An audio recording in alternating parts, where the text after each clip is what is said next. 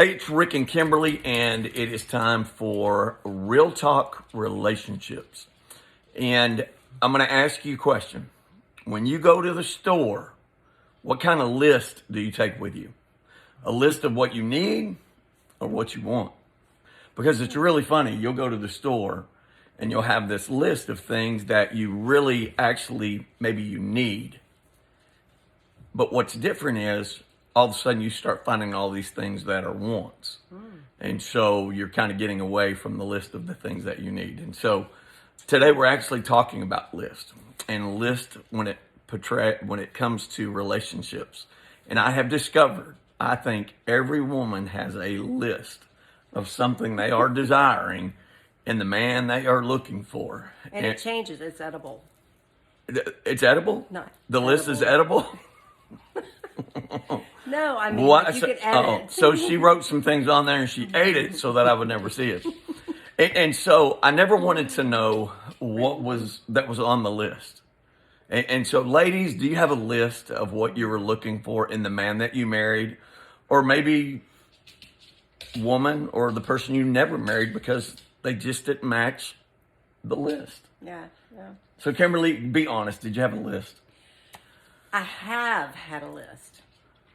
Past tense. Okay. And, I think there's two kinds of lists, like you were talking about. The ones that you want, the things that you think you need, the things that you desire, that your eye desires. Eye candy, as you guys would say, eye candy. And, I did. At one time in a relationship, I made a list, but they had to be a worshiper and a believer and had to love God, all those things. But, I went down with some physical things. I'm not going to describe it, but anyway, just obviously things. Tall was not one of them. Because she does scratch that off. The main thing that I wanted in a man is somebody that loved God. Of course, chemistry has to be there. I mean, you have to have chemistry. Okay. And it wasn't like when we started off, and it wasn't like, it wasn't based on what. It wasn't physical. No, it wasn't. I mean, it was more of our spirit, and right. I think that is the best way. I've done it the other way. I've done it every way you can imagine. And, I think we all have a desire, but, at this age, I was like, I want him to love God. He's got to love my grandson. That's a big, big deal. Right. And I give you a lot of credit for that because you love me because of that. Right. And, but I think you have to know what your core values are. And you met all my core values. And of course, you're handsome, and I was attracted to you because you got to be attracted to each other, or I'd never want to kiss you, right? So that was important. And so, but I think it's wrong to say, I want tall, dark, and handsome. That's all physical. And you know what, ladies?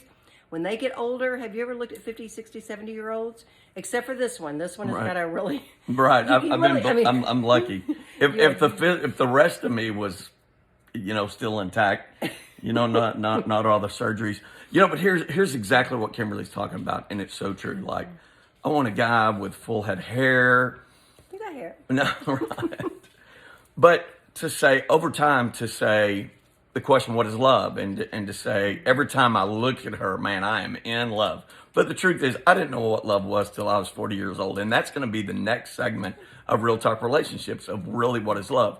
But if you base your love on looks or money, and all of a sudden those things are gone, right, you've lost that love and feeling, like they would say in Top Gun. I've lost that love and feeling.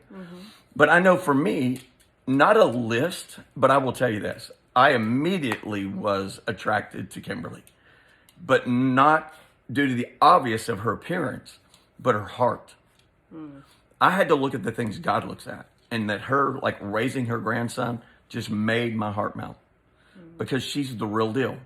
But it was important to me, somebody with integrity, someone I could trust, I could worship with. There's nothing worse than in a relationship that you can't trust somebody. Right. But what I see a lot of times is I see people put down, they're looking for, they got to be tall, they got to be a good dancer, they got to make a lot of money, they got to have... Dancing was on my list, but you are a good dancer. Right. But my point is this, the Bible talks about to not be unequally yoked with non-believers. And so picture this is what we're talking about. Two oxen that are trying to get a job done, but if they're pulling in separate directions, the job's never going to get done. Right. It's just not. And so I would say my recommendation, the most important thing is you need to fall in love with someone that has fallen in love with God. Someone that wants to chase God with you. And that is Kimberly. Man, we can really have some discussions on it. But I don't know, what would you add to that?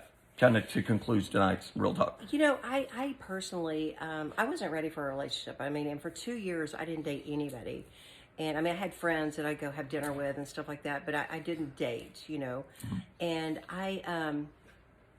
during that 2 years, I just asked the Lord, I said, Lord, I want you to do your perfect work. I want you to pick him, because I do have a grandson. And that's, you know, that's just not any man would take on that. You know, he was 5 then. Take on a 5-year-old that's really active and full of energy, and you know, at our age, I mean, it's just not easy. Right. And so I knew that I wanted someone that would love Brock, that would come alongside me, and he would have to learn this is a package deal, and mainly the heart for God, because if you can trust the God in your man, you can trust that God is going to take you to great places, and that was really important to me. Amen. So to conclude, take a look at your list and see if it leans more toward the needs or the wants. But God knows what you need more than you do too. God knows what you need. Until next time, it's been Rick and Kimberly, and it's been a Real Talk Relationship. Have a good one. God bless you.